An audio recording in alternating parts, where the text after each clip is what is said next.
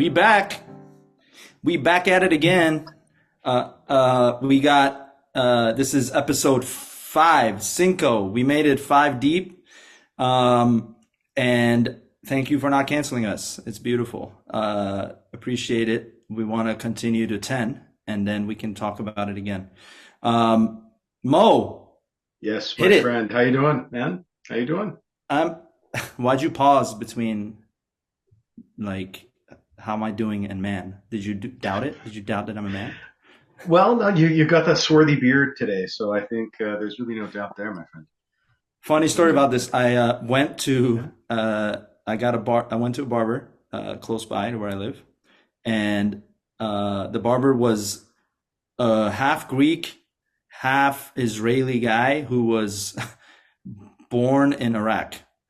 Like I was like, dude, you literally are the answer to what we need. Like you're like hopeful, and he was part of the LGBTQ community. I'm like, you have it all in one. Oh, And he does great, fades. he does great And he work. trimmed my beard. Interestingly enough, did you know Abraham was from Iraq as well? So he's in good company, your friend there, your barber. So that's pretty. Yeah, he is my friend now. Yeah. Nice. He took my money, so he's my friend. What's new with you, man?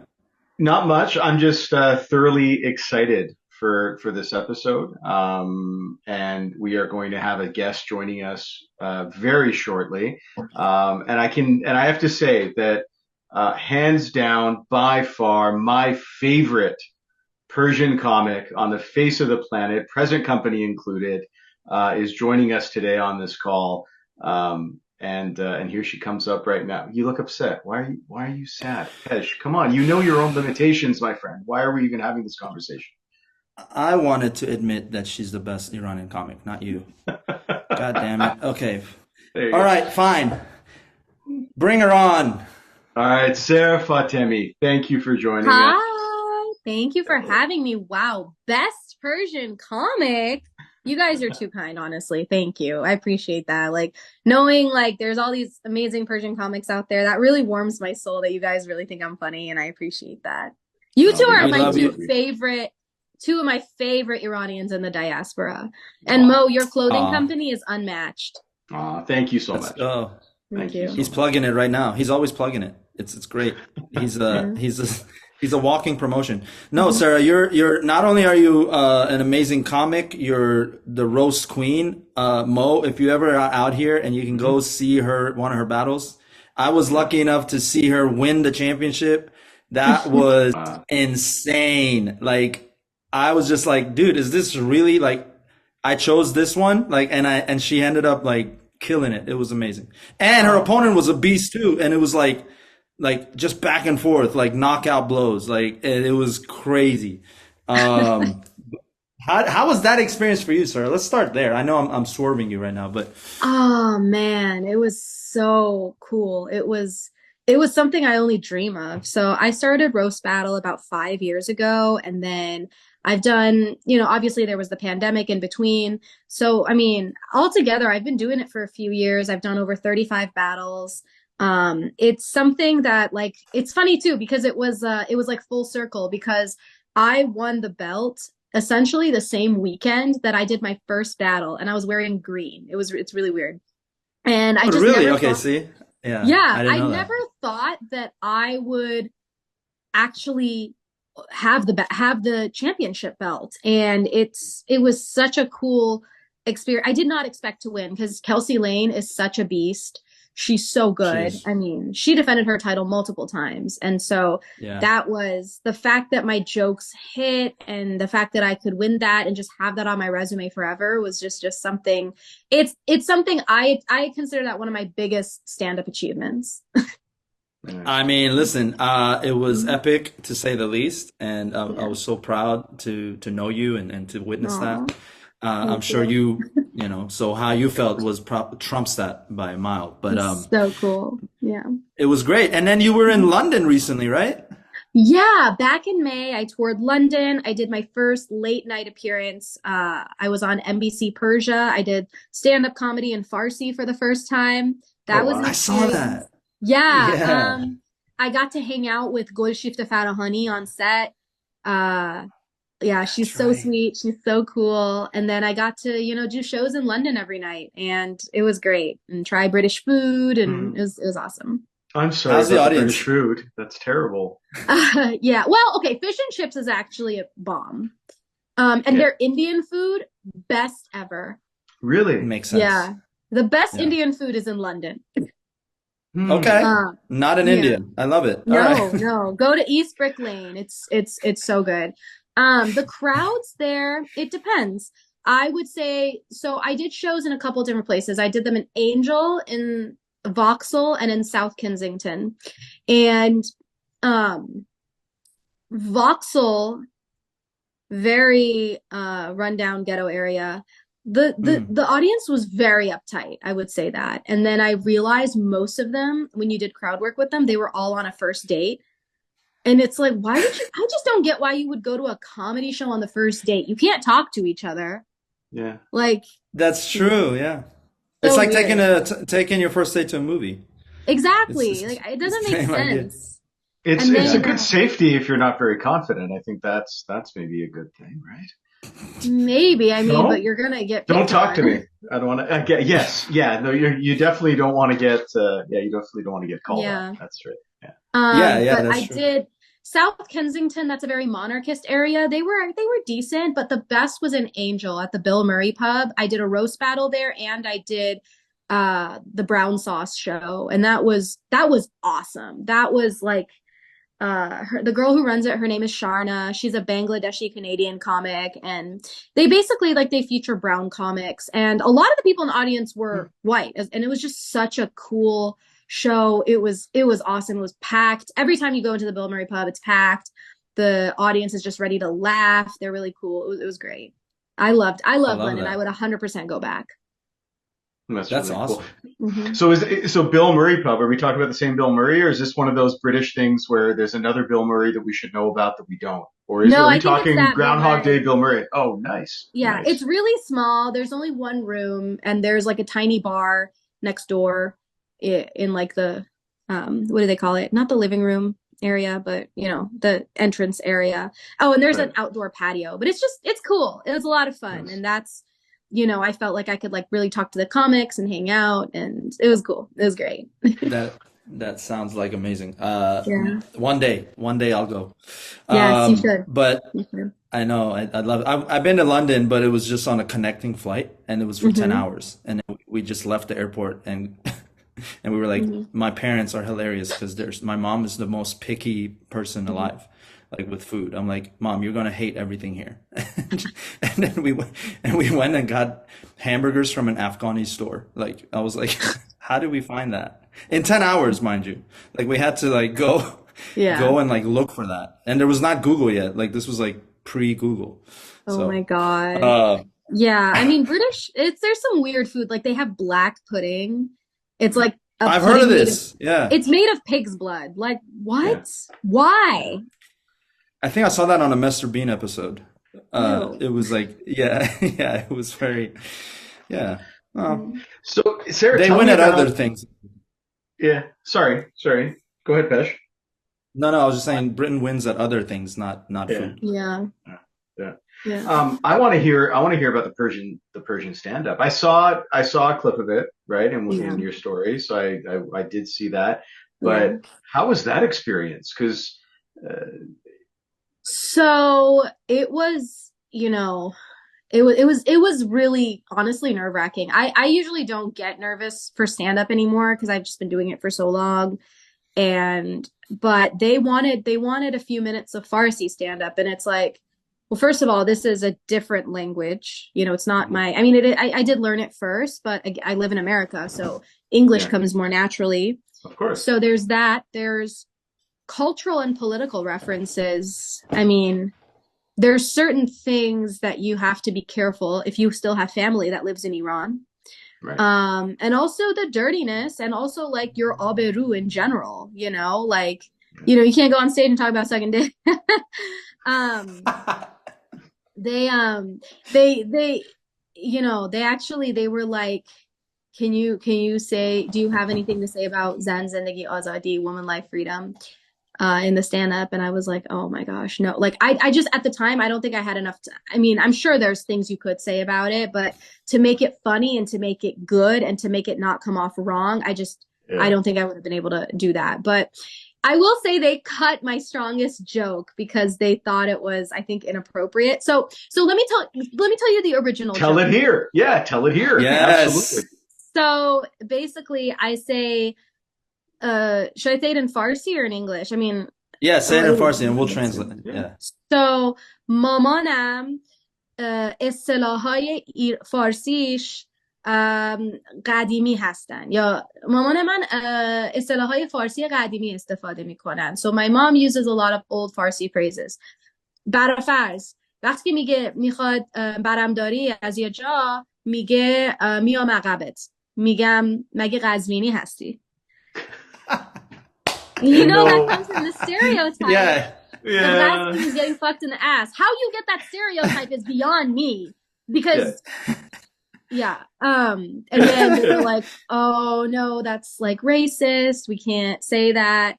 You know, it's like, I mean, I know Qazmin's not a race, and I get it. Okay.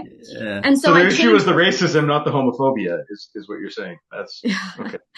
Yeah. And so, hey, straight people can do that too.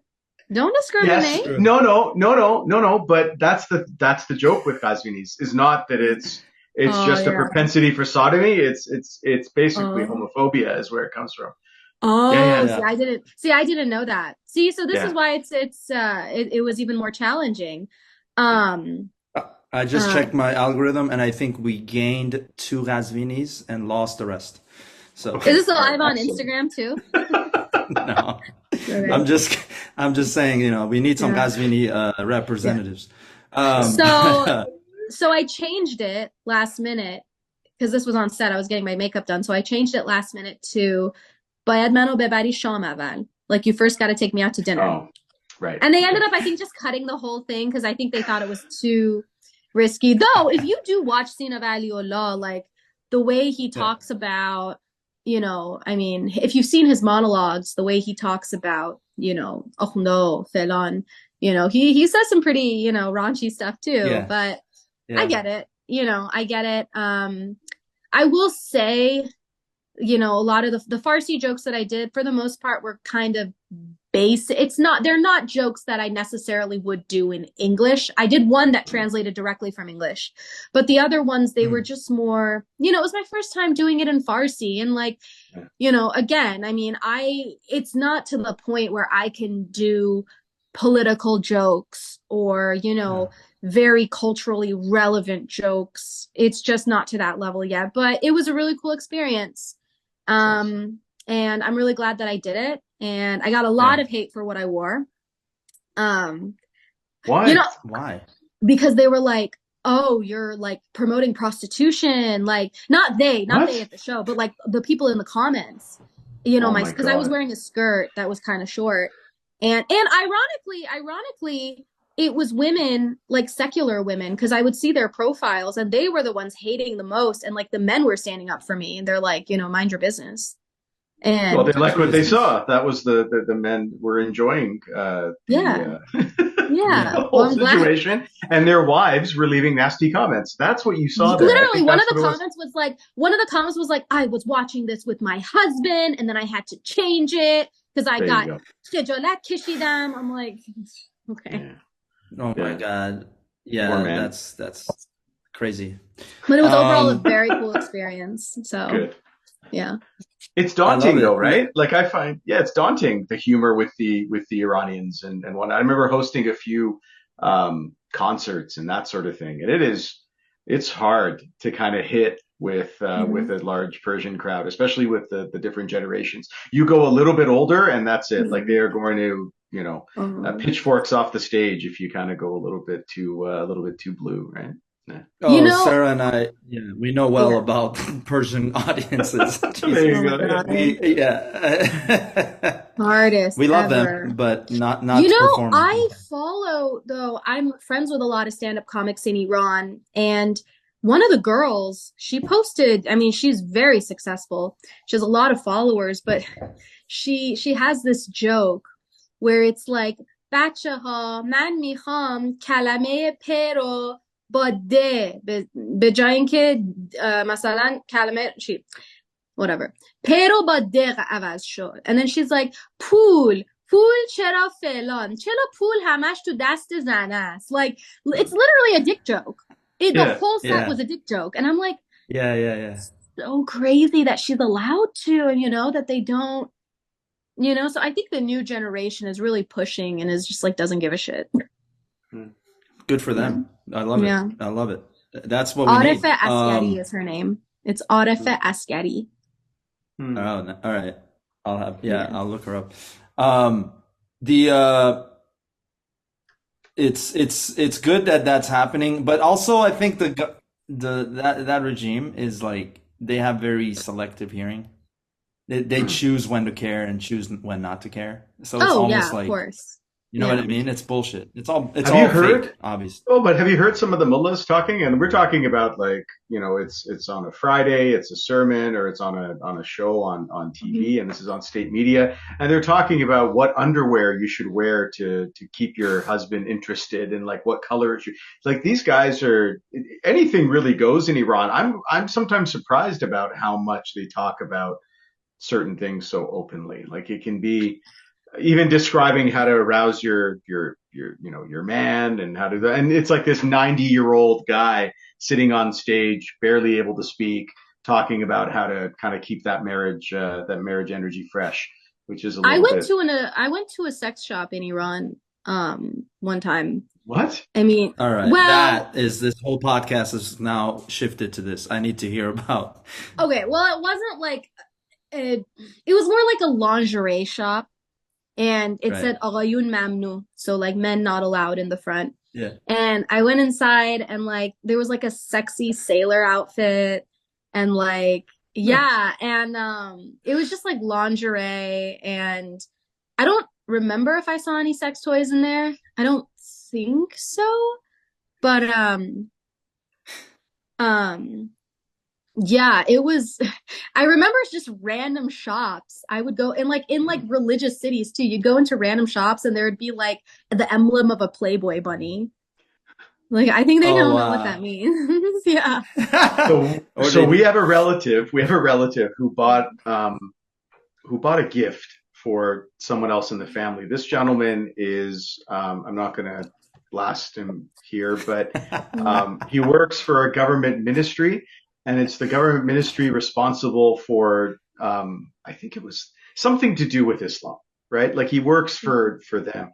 Islamic I haven't- guidance and culture, huh? I think so. I think it is Tabirat Islami. Yeah. And he went away. He went on a Hajj trip, and he came back and he bought Playboy cologne for everybody. And I'm assuming that he has no idea what this was. He just thought, hey, it's a cute bunny. Let me buy this. That's But so to have funny. this person go around and he's haven't spoken to him in years, but yeah. It was That is Playboy, so Playboy funny. cologne. Yeah, it's ridiculous. So you mentioned a Iranian stand-up comedian that was a friend of yours, and I know that when it came to Zan Zindagi Azadi and what really kind of brought you really out to the forefront, really speaking up about this revolution was, I think, another comic in Iran. I remember you and I talked about this once offline. Yeah. You want to talk to us about that for a bit? Because I know I think that was a big thing for you. It was a big moment for you, and really kind of what you saw was happening with her and the situation. Yeah. It was, so I've been going to Iran every year of my life, except for the pandemic. And I was supposed to go to Iran actually last Christmas in 2022. And, so every time there's a protest in Iran, I've actually been in Iran when there were protests in 2017 too. I actually went out with my cousin to see. And then I remember because they were happening right in front of my grandmother's house in that particular city. And my cousin and I, we went not to go protest, but to go see. And like I filmed a little bit and like it was crazy to hear Natarsin, Ma Hame Ba Ham Hastin live. Wow. Like Hmm. I remember my heart started beating really fast. And so obviously I didn't post anything then, but even Bloody November, the Green Movement, I would never post anything negative about Iran, about the Iranian government. Um, because I love Iran so much. It's like the number one thing I look forward to every year. I have all my cousins there, my aunts, my uncle, my grandma. It's just that feeling like it's always like a few weeks before and you keep thinking about, what you're gonna do there and like just everything. It's just so fun. It's the family. I mean, in Persian culture, family is so important. And I don't have family in the US besides my parents and my sister, but Mm. that's it's yeah. So when these protests started, and then I was like, well, I don't know if I should say, I mean, I'm going to Iran. And then, Yeah. they lasted a few more weeks. And, parents were kind of like, not this year. There a lot going on. And they continued. And I still didn't post anything because I'm like, well, I'll get flagged. I mean, I have a little bit of a following.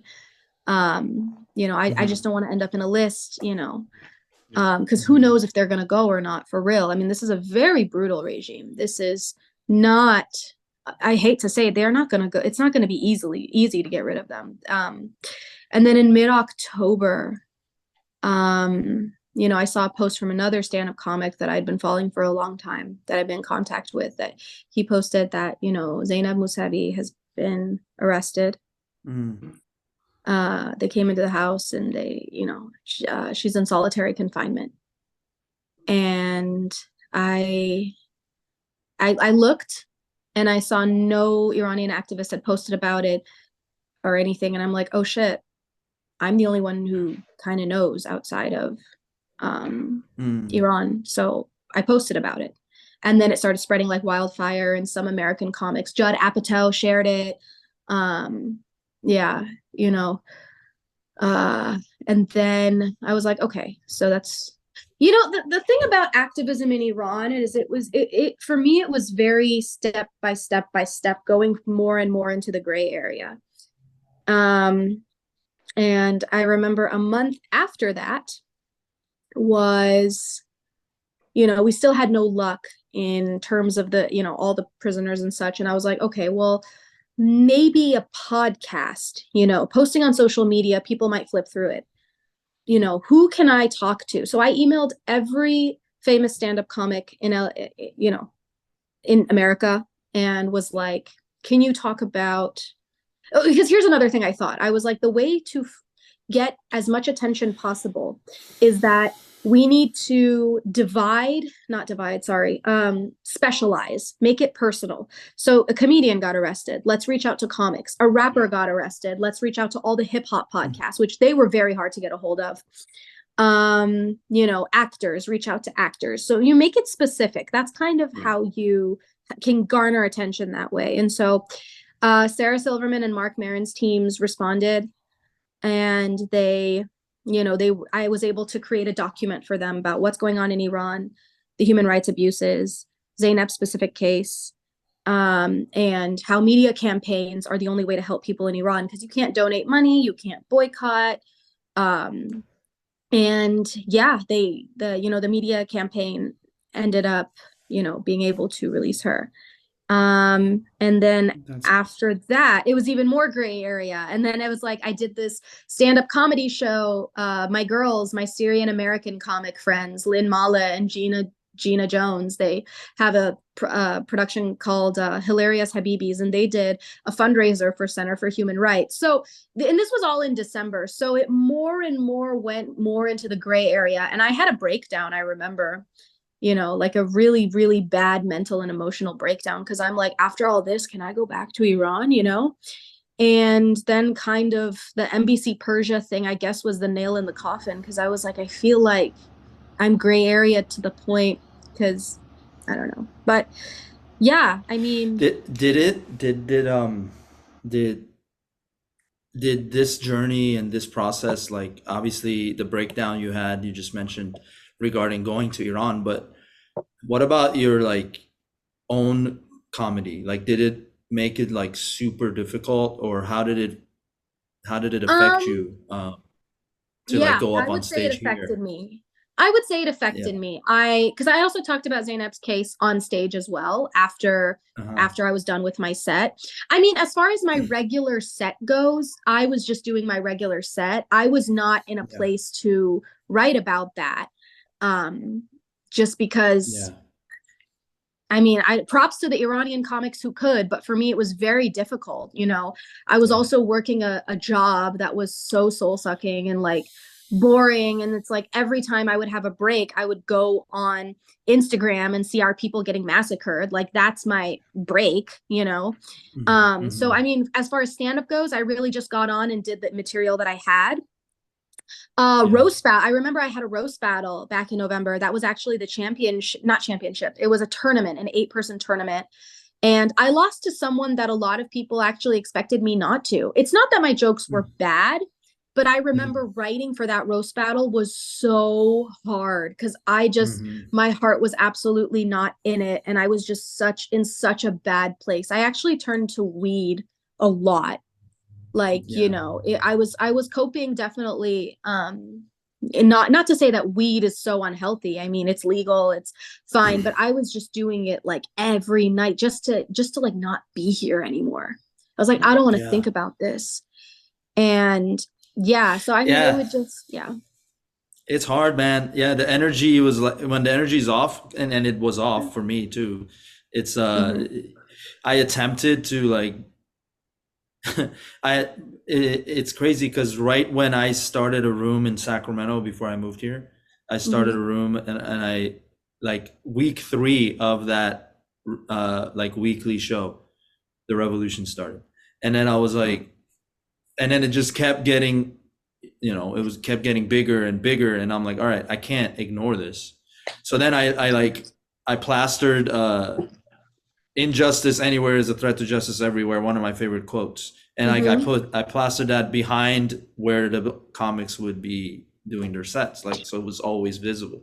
Hmm. But then yeah, like, right, I had to rewrite, or not rewrite, I had to write a lot of jokes that where I felt connected to, and it had to become like about Iran. So, and it was just like I was also going through a divorce and revolution, and it was just like so many things on top of each other. So I was just like, I'm just Hmm. gonna make fun of my like failures in marriage and tie it into comedy, and that was like, or tie it into Iran, and also like, so I got a few like decent jokes out of it. But yeah, like, then you're like, okay, I don't want to write anymore about this. Then you're kind of, I felt like pigeonholed. I'm like, oh, I'm stuck in this area, like, and I was trying to get out of it. So It's um good to, that's really, it can be therapeutic to no, write for about sure. that.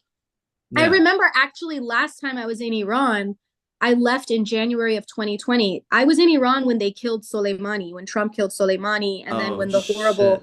they shot down the civilian airliner. I flew out 2 days after that. And I Wow. remember getting back into the US and saying, okay, oops, it's my knee, how can I write, Oh, you're going to um, get those comments coming now. You realize that, right? oh, You're going to get. how can I write How can you about show one knee? Yeah. yeah. No, I was like, how can I, write about what happened? And, the idea of being in Iran when we were in the brink of war and just seeing how scared everyone was and how upset everyone was. And right, like pretty much right when that happened, I mean, COVID happened and everything shut down. I'm like, nobody's gonna remember this. So, but yeah, it The can world it is, can be yeah. therapeutic. And again, and that's also why, again, I've also in Iran, like just I love going to Iran so much. I wouldn't even really write about it. And I wouldn't I had even told my manager at some point, like, just so you know, I don't know if I really want to act in, any role that's like anti-Iranian government, because I still go back and, now it's in a way it's freeing, I guess. But again, done I have not even, I don't even know if I've begun the grieving process yet of not being able to go back. And I know it sounds so privileged coming from someone here in America when so many Iranians are dying to leave and dying to change the system and are stuck there. But it's still, when you have so much family there, it's very, very difficult because it's also like you could meet them in another country, but it's not the easiest thing to, Yeah. get a visa to go to Turkey or Dubai. But, another friend also, brought it up that like, listen, it could always be worse. Look at some of these other countries in the Middle East. They're getting carpet bombed. Imagine your I mean, at least Iranians for the most part, who are not partaking in protests, are living in peace. They're not, being bombed. They're, Well, you know, depending on what ethnic Yeah. group they're a part of, but yeah, yeah. but that's the thing, right? Like Mm-hmm. I find that our displacement over the last 44 years, right, Mm-hmm. um, has been a pretty classy displacement. Like Iranians tend to go everywhere in the world and really integrate and kind of set themselves up and become a part of the fabric of where they are. But we are a displaced people, and I think that's what you're feeling is this idea that that is our home. I remember the first time I went to Iran, right? Because I was born in Canada. I'd never really been before. I get there, the plane lands, I get out, just the smell of the air, seeing the Yeah. mountains, and it felt like home. There's something about that. It's ingrained in our genes, right? Mm-hmm. Yeah, no, I don't think that that's. I don't think it's entitled at all. It's we've been robbed of our heritage and our home. And Iran is such a special place, right? Look at all the Mm-hmm. colonial powers that have been trying to hang on to it for so many centuries. Iran is a very special place. And we miss it. I know it's really hard. Every time I want to go, I need to worry about that too. It's crazy. Just Sorry. Yeah. the just I just remember, just making that journey. Well, okay, I will say this. Going to Iran is always like you're excited, but you're also nervous because Yeah. they're so keen on taking dual nationals, especially American dual nationals, for no reason and holding them for bargaining chips. And so, but like once you get past the airport, then you're like, so excited, like that nice cigarette smell in the taxi with no seatbelts, and like you're on Yeah. the Amir Kabir highway and you're just driving past. It's in the middle of the night. You're driving past the mountains. You're driving past the lights of the city. Oh, that little plaza. Okay, now we're this far away from grandmother's home. Oh, that specific mountain. Now we're this far away from grandma's home. Then you get there and it's grandma's home and it's 4 a.m. and you open the door. You go up the steps, grandma's there, your aunts are there. Mm. Sometimes my cousins are there with their new baby just to say hi. You sit around, eat ajil, talk about the trip, talk about politics. And then the first day, I would say I have maybe 27 members of my family. They all live in the same city. And everyone comes over for lunch. Big sofre across the living room. And there's always someone new, whether Yeah. it's a new spouse that my cousins have or whether it's a new cousin's baby. And you're always so excited to meet them and hug everyone and say hi to everyone. And I mean, give gifts to everyone. And it's almost a routine. And it's a really, really special thing that was devastating to give up. I will say that. It's like I can't even talk about it without crying. Yeah. Yeah. I Yeah, hate that's my hard. You were extended born. family, so it's okay for me. Sorry, go ahead. I think it's the other way around. They hate you. The Most likely. Yeah, most likely. just kidding. The were you born in America, Yeah, Sarah? I was born in You were born Ohio. here. I was born in It's funny. America. I didn't want to. I didn't want to admit to people where you were born, so I said America to keep it safe. But you outed yourself, Ohio. But Oh, thank you. I was gonna say, it's funny. Hearing you guys talk about this, and Mhm. it's it's interesting because, um, oh, there's like a little thing on my cord. Hold on. Yeah. I have like I have like the opposite experience because you both were born Mhm. in Canada and in the US. I was born in Iran and I haven't been back since I was 8. So it's like it's interesting. Like it's cool to hear all these little stories, right? Like these little anecdotes you guys are sharing about the smell and like the soufre and like the whole city being your family in one town, 27, you said? That's a lot. Hmm. Um, that's amazing. Like I haven't been back and it's no secret why, it's like, but it's, I do want to go back, obviously. It's just, I'm I don't want to go back with any like limitations, if that makes sense. I want to go back and just be able to take it all in freely. And obviously, we're getting closer to that. It's gonna happen, but yeah, almost 30 years, man. It's good to hear that there's all these beautiful stories that still come out of there. But speaking of which, you were talking about the hip hop community when like the hip hop artists are thrown in jail over there. Yeah. It's a forced segue by me, but it's because you did say it. We can't say you didn't say it. You did say it. I didn't even make you say it. You said it. Mo, do you want to share the Yeah, news? so I don't think Sarah has heard yet, so this might I don't be think an so. I don't organic think so. reaction. Yeah, and I think this is one that's going to be important to you as well, because I know you and I have talked about this over the Yeah. last several months and last year when all of this was going down. Um, Too much Salehi Yeah. released today on bail. Did you hear that? I did hear that. I did. I posted it on my story just like 20 minutes ago. Yeah. So Oh, give We're us your back. good. thoughts. Okay. Yeah, Yeah, give that's us your so thoughts. cool. That's Right? one of the, yeah, that's amazing. I'm so happy. He went through immense torture this past year. Yeah. I mean, Over a year and he's, some days, right? Yeah. yeah, He was in yeah. solitary confinement for over what 250 some odd days. Yeah, he's been in prison for over a year. Yeah, he was in deteriorating mental health and physical health, and he was released on bail. So he had to put up some funds, most likely, I'm sure, a deed or two. Mhm. And he was released. They've already banned him from performing. They've already set a lot of boundaries. It sounds like he's coming out to get medical treatment, but hopefully, he'll be able to stay out you know, with the Yeah. bail that he put in.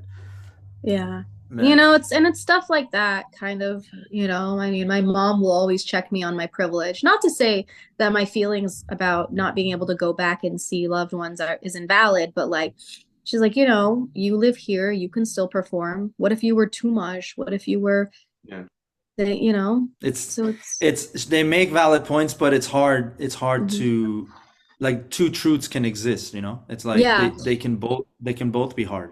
I'm not, They and I'm not like most of these Persians in LA, at least. I don't have all my cousins living down the street from me. I don't have mhm, family get togethers. And like, I went to one cousin's wedding in Iran a few years ago and it was like a dream because I don't get mhm, that. I don't get to go to their wedding. I don't get to see my nieces and nephews grow up.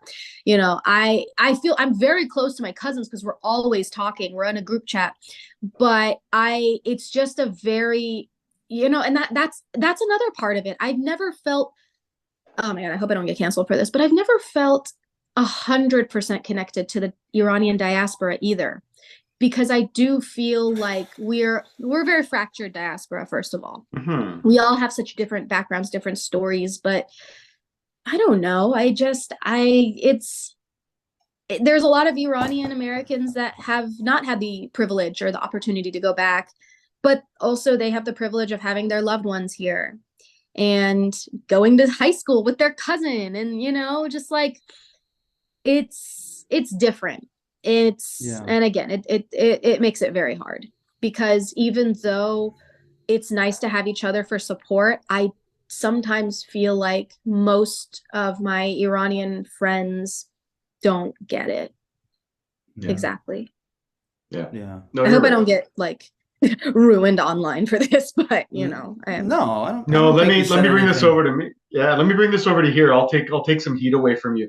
I think we are an absolutely toxic community here in the diaspora, and you're absolutely. I'm gonna even take it up a notch. That yeah, we are our own worst enemies. I find that throughout my over 40 years of living here and trying to kind of have meaningful relationships with other people in the diaspora, I found that it's always been a challenge. We will cut each other's ears. We will prefer non-Iranians to each other if we feel like it's going to be a bit of an issue. Maybe that's a Canadian thing. I'm not sure. I've seen a lot of unity in LA, and whenever I go down there, I love the fact that the community is really quite together. But we do have some toxic traits, I think. I would say the LA Iranian community has gotten better about being together. But again, because of the Mahsa Amini stuff, it was really cool to see unity. I will say though, again, I feel like a lot of them are bonded by having grown up in LA or having been exiled or having parents that are political or religious exiles. So again, a lot of them, the Persians in LA, again, they don't go to Iran. I mean, I'm not saying that like you have to go to Iran for me to be able to connect to you. But again, it's the kind of understanding, I guess. Like I have this, my friend the other day, he was like, oh, I mean, because he's also banned from Iran. He's an anti-regime rapper, and he's like, no, I think it's kind of cool to like be banned, and I'm like, cool. I think I know who you're talking about. I personally like, I don't know. I would give anything to go back. I mean, I don't know. It's so crazy because like thinking of my grandmother's home, like, am I ever gonna step foot in there again? Wild. Oh my God. You're gonna get the waterworks if we keep, We will, Sarah. We will go back. We will. Look. Yes. There is it's not a question of if, it's a question of when. Yeah. 100%. It's like a hammer. Say it takes 20 cracks to break something. This was maybe crack number 13. Exactly. Because, we've all seen it gets more and more intense. So like, remember 2009, the Green Movement, they weren't saying Marg bar Jomhuri Islami. They were saying we want reform. And then when I was in Iran in 2017, that's the first time people were saying Marg bar dictator. And then again, 2019, it was more intense than 2017. And then this past round, I mean, it lasted so long and there were so many more people. I mean, next time, Yeah. So do you guys think the revolution is right now continuing in a different format than the obvious like Sorry. I know there's a lot of civil unrest still. Yeah. And I know people are still getting arrested for involvement last year. I mean, they're taking extra measures. So I know when Armita Geravand was unalived and I think she was Kurdish as well, but I think they didn't allow her body to be buried in whatever city in Kurdistan she's from because they knew the Kurdish people would start protesting. That's what I heard. So they're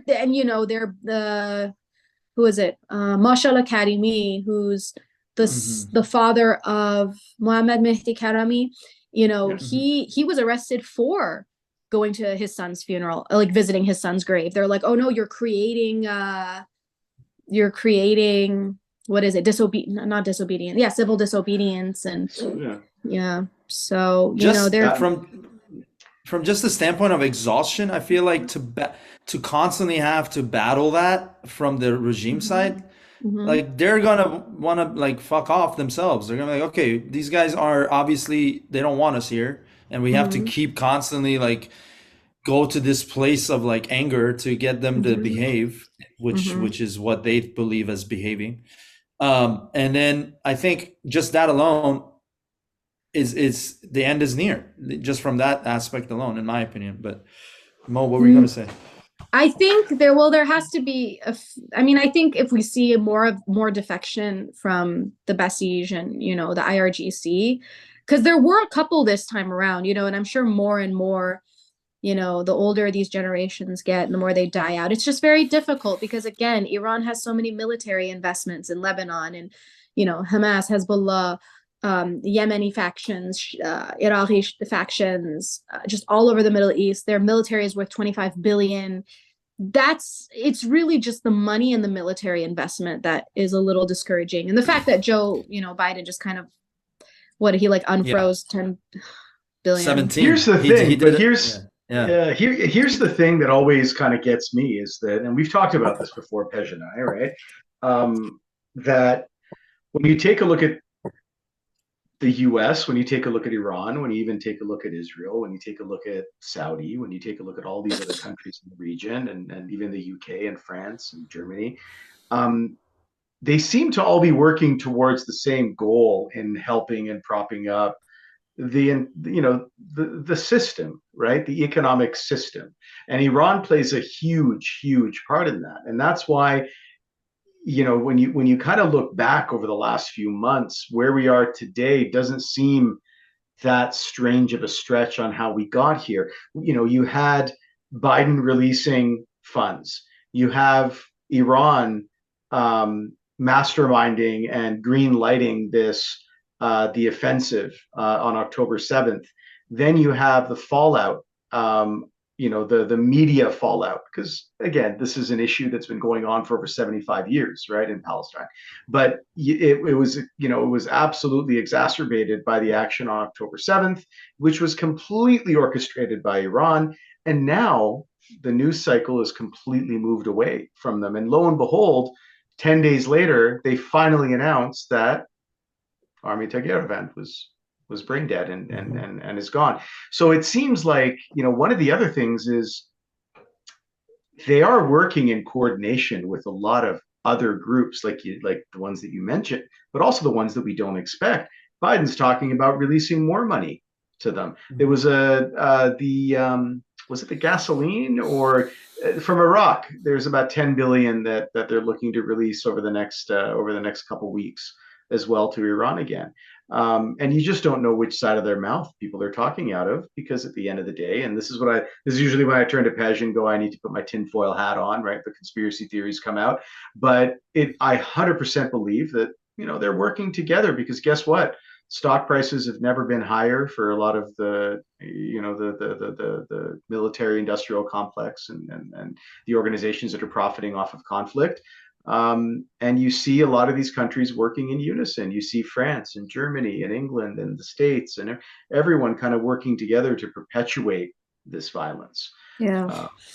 It's crazy. We're all just yeah. chess pieces in a sick game to them, involving oil and money and politics. And in the meantime, we just want to see our families. We just want to see our loved ones. It's a rich man's war, and it's a business. It's always been. It's a distraction. It's a distraction for them to continue to basically steal money from the people. Anyway, what I was going to say is they're going to my hope lies in the fact that us the people, we now have the ability, and we don't always get it right, but we have the ability to share information. Sometimes that information needs to be fact checked a few times, but we have the ability to get to the reality of the situation, to get to the truth. And I think that is the ultimate power to combat these evils that are, in charge. Social media, I would say, definitely does help with, any real-time tragedy now. Of course, like you said, they need to be fact-checked, sometimes propaganda, now with AI, but, that can definitely skew things. But, it's a hell of a lot. Yeah, it's a hell of a lot easier to figure out where the bullshit lies and where the reality is. And that gives me optimism that, we're getting closer to taking the power back. I've been telling Mo for months now that I'm predicting a world revolution is going to ensue. Like the Iran revolution was like the step one, and then Afghanistan followed through, and then I think it's going to start to happen between the people. People are starting to realize they're not the bad guys. The people are starting to realize, like, all the bullshit that's been fed to us, that's been indoctrinating generations, is starting to be unlearned. We're starting to unlearn all that. That's where we are right now as a society. We're unlearning a lot of the lies, and we're starting to learn the truth. And there are multiple truths, and that's part of it. And that's part of the situation that is causing it to take a little bit longer, because we have to figure all of this out. When Iran went into this revolution, initially all of us thought, okay, awesome, the people are going to free Iran. well, obviously it wasn't that simple, right? It's now we're starting to realize, oh, this is a world problem. This is not just Iran. This is a situation where now we're exposing the UN, we're exposing the FIFA, we're exposing the US government, we're exposing the Canadian Parliament, we're exposing the EU. Like we're starting to see how many of these heads of snakes have been working together behind the scenes. And they're not smart enough to get in front of it, right? Because the social media is in the hands of like millennials and Gen Zs and like the older generations who are in power. They don't know how to be like, oh shit, we gotta control the algorithm so this doesn't. They don't know any of that, right? It's like, so it's our race to win, right? It's our race to get there. And I think what's missing right now is that world realization that, oh shit, the only thing keeping us from attaining world, peace, real peace in Iran and other parts of the world is us. It's just us being able to go hand in hand. I don't care where you're from. If you want love and peace, that's the answer. We just all hold hands and we march. I swear to God, if we get 25% of the world to march, it's over. It's a wrap. Like these governments will tuck their tails so quick. They don't have any chance. And I believe this with all of my heart.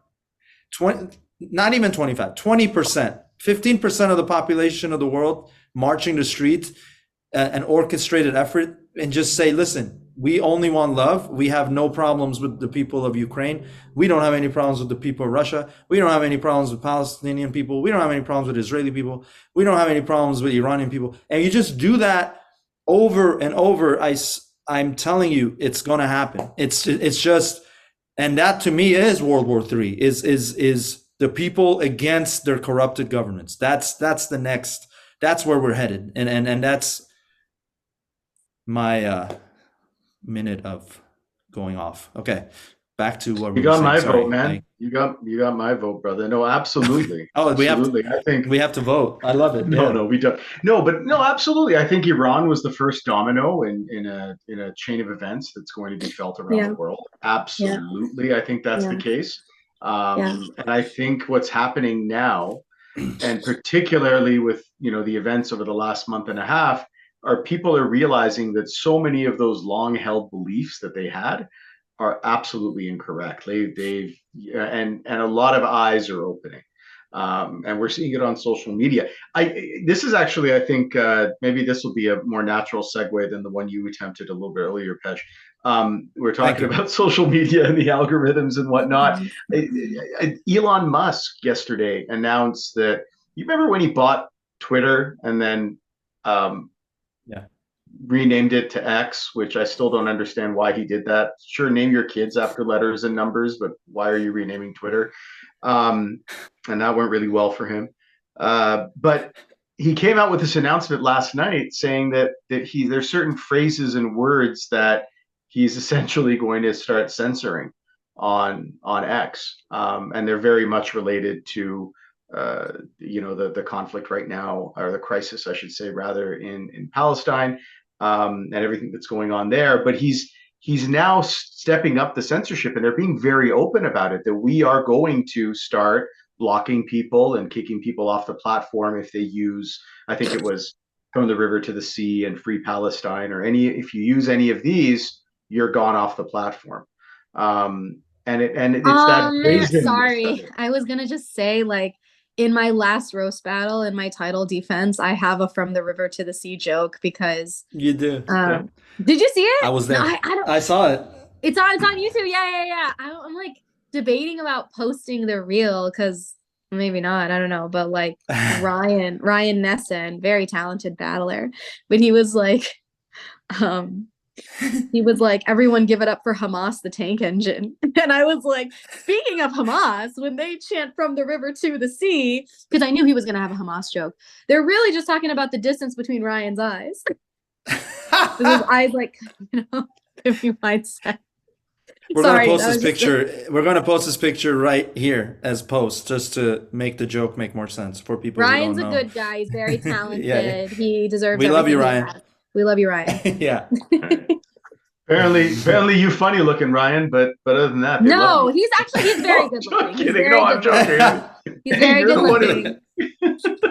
He's very good looking. No, there you Yeah. go. There you go. Um, dude, yeah. So speaking of, but Twitter is basically canceling itself slowly. Don't you mean Blue, X? yeah, Isn't it X worth marks like the a spot. quarter of the value of when he bought it? It was just a little while ago they There you announced. go. Yeah, yeah, it's A lot tanking. of people are leaving Twitter and they're going to Blue Sky. I haven't done it yet, but who's heard about this? Blue Sky I've is not a heard new, of it. yeah. So I it's an tried to create a thread and it wouldn't let me. So really your Twitter, Instagram I won't let you say, make a thread. it's so stupid. I don't get it. I don't know. I should try Yeah, again. yeah. I Just don't try again. understand. I'm not ashamed to admit. I still don't really think I've grasped Threads yet. I don't know what it is, but I really Yeah, don't understand it. it's Instagram's version of Twitter, Of basically. Twitter, So yeah, I know, yeah. but I really don't understand why.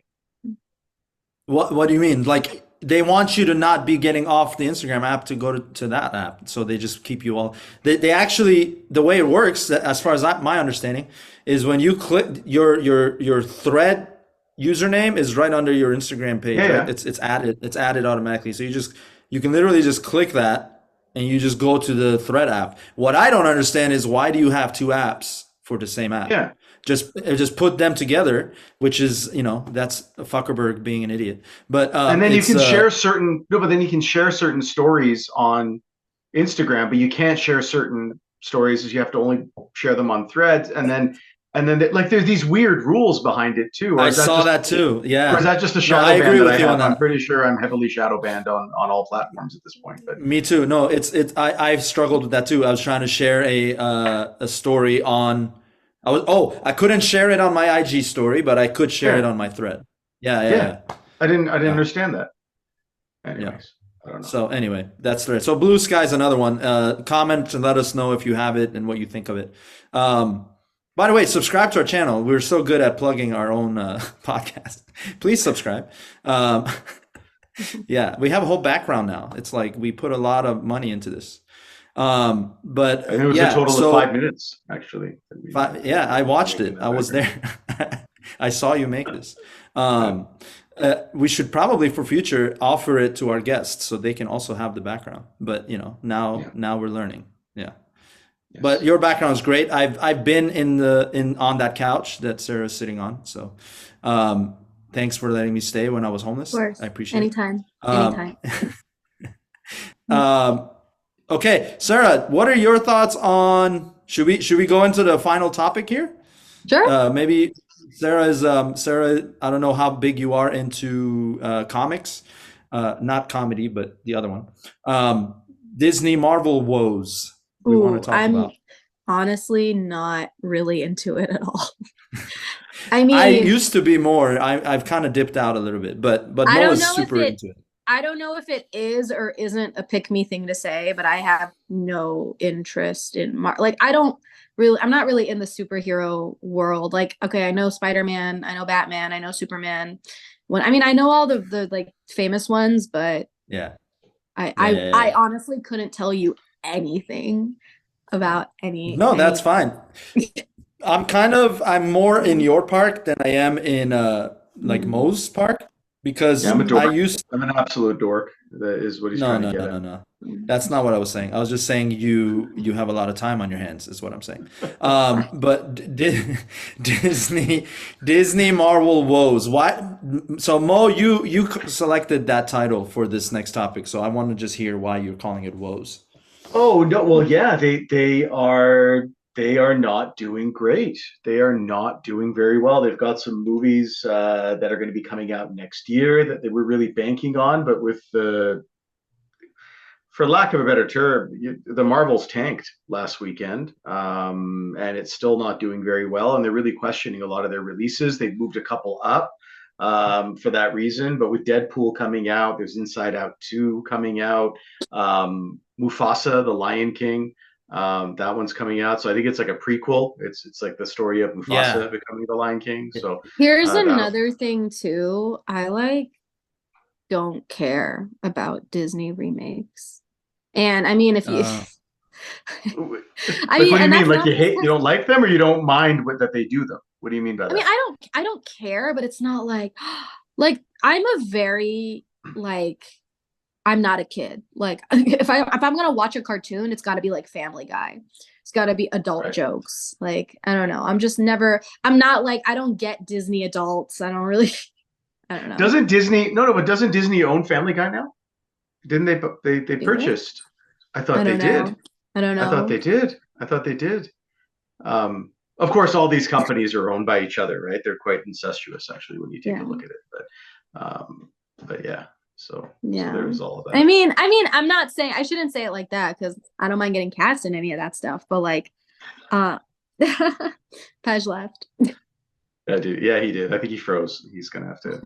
He'll come back. No, but it's So yeah, while I we don't just have Pej here, actually, this is a uh-huh. really good. This is really good. So he's not here right now. So I'm going to ask you this question. So I've kind of been thinking that we need to replace Pej on this podcast. I need someone a little bit more of quality character to come on. What are you doing in the next few weeks? Are you Oh my God. No, I'm kidding. I'm kidding. Yeah. He's gonna. I was hoping he'd come back as I was mid sentence talking about that, but unfortunately, No, you two are great. I'm going I'll be out of town next week. I'll be visiting family for Thanksgiving, and then I've got a few end of the year dates. I have one, well, I can't plug tonight because it's not going to be out, but like what do you know when this episode's going to be out? so this episode will be out next Sunday. So Oh, it'll be out on the 27th, basically. okay. Well, the 28th, I'm doing Bourbon Room in Hollywood at 9 p.m. Okay. It's a show called Am I the Asshole? And there's going to be a panel of celebrity judges, including Brittany Furlan and Jason Nash. Ow, sorry, You okay? coffee. Yeah, coffee. It just fucked up my stomach. Oh no. And then I'm double headlining on December 1st, 8 p.m. Deaf Noodles Comedy Club, and then 9:30 p.m. the Hollywood Comedy. They're both in West Hollywood. And then yeah. Nice. No, and we definitely what we're going to do is we'll make sure that we have all your handles up. I'll put those Yeah. all into the screen. We'll definitely share those out. I just got word from Pej on the app here, letting me know that his power went out. So Yeah, same. he is without electricity. Oh, your power went out too? No, he just texted me.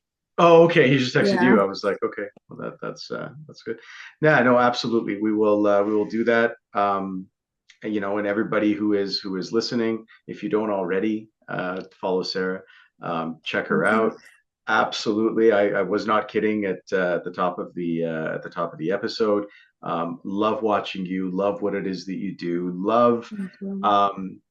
the absolute um, just the cheekiness and just the absolute brilliance of what it is that you do. And this may sound, maybe it's because I'm older, but it is incredible to everything that we've seen with Iran over the last 4 decades and kind of growing up here to see an incredibly talented female comedian from Iran, an Iranian comedian, doing what you do and doing it so well. You make us proud, and we absolutely Thank love you it. so much. I appreciate that. Thanks, Pej. Of course, of Mhm. course, and Thank you. or Mo even, but that's okay. I mean, You Mo, call- sorry. okay, I Sorry. know, Sorry. that's all Weed right. brain. That's Stoner no, brain. he's better looking, so I No. appreciated that. That was excellent. So Thank you you. saying That was that. perfect. I love you too. I love I you love you too. too.